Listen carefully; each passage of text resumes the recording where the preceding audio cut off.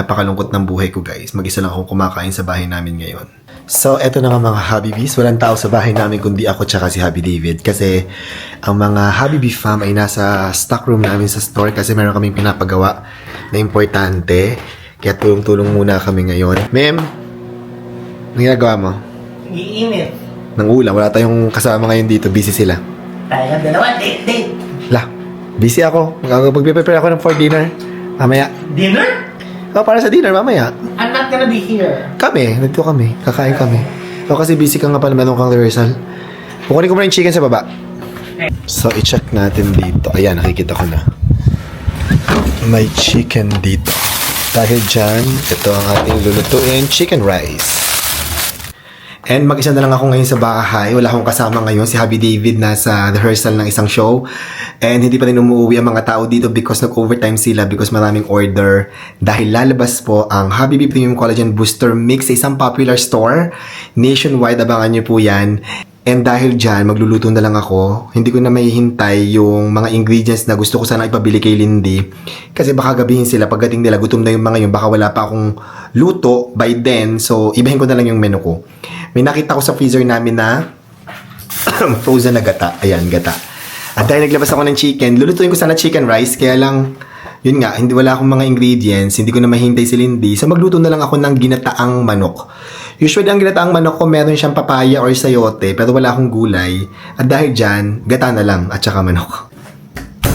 At syempre, mag-isa lang din ako magpiprepare ng mga ingredients ko dahil nga mag-isa ako.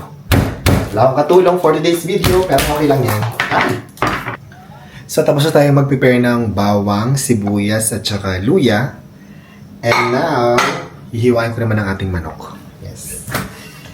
Manok. At na-chop-chop na natin ang manok. Ready na siya. At nagamit din pala ako ng ceiling green. So, mag-start tayo magluto. Unahin ko ang luya. Gigisa-gisay muna natin ang bawang at ang luya natin. Next naman ang bawang.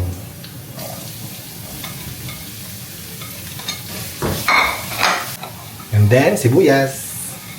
Si Habi David ba nagluluto sibuyas una? Ako bawang. And now, lagay na natin ang manok.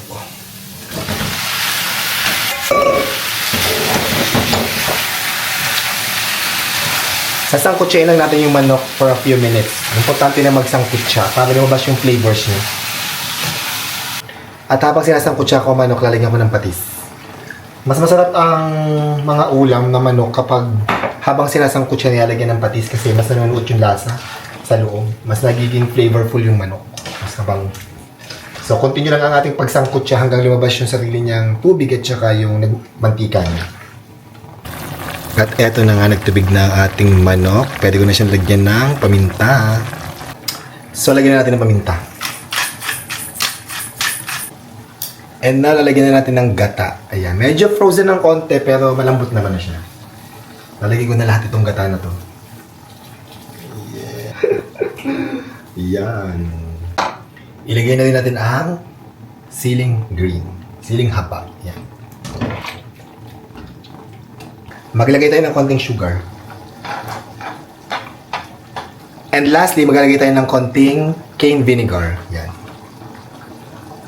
Sabi ng nanay ko, kaya daw naglalagay ng konting vinegar sa ginataan para daw, una-una para hindi mapanis agad, pangalawa para daw hindi mamuumuo yung ating gata. Yun ang sabi ng nanay ko. So, hindi ko matatakpan for about 2 minutes siguro. At huwag kakalimutan tikman ang niluluto para may adjust ang lasa kong kinakailangan. So, tikman na natin.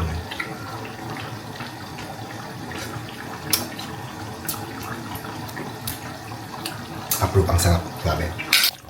At eto na nga luto ng ating ginataang manok. Grabe, nakakagutom. Tama-tama, pagod na pagod sila pagdating nila. Kakain na lang sila ng dinner. At dahil ako nga lang mag-isa sa bahay, ako na rin ang maghuhugas ng mga pinggan at maglilinis ng pinaglutuan ko. And syempre, ako na rin ang maghahain, di ba? Para mamaya, pagdating nila, kakain na lang sila kasi I'm sure pagod na pagod sila at gutom na gutom. So, yun na nga mga Habibis, nag-chat sa akin si Lindy at hindi pa rin daw sila tapos. At dahil dyan, sabi ko, wag na sila mag-dinner dito sa bahay. Doon na lang sila mag-dinner sa store at umorder na lang sila ng kahit anong gusto nila para naman sila ay makakain na ng dinner. At itong niluto ko na ginataang manok, ang sarap pa naman. Bukas ko na lang ipapakain sa kanila. At dahil dyan mag-isa akong magdi-dinner, napakalungkot ng buhay ko guys. Mag-isa lang akong kumakain sa bahay namin ngayon. Chares lang. Kaya ko naman. Nag-ready pa naman ako ng mga pinggan dito. Tapos mag-isa lang din pala akong kakain. Nakakaloka. And kakainin ko bahaw. Mas masarap ang bahaw. Bakit ba ako naglagay ng kutsara tinidor? Mag-isa lang naman ako. Magkakamay naman ako. Yan. At ito yung aking nilutong ginataang manok. Oh my God. Sarap. And syempre, balik ako sa sili.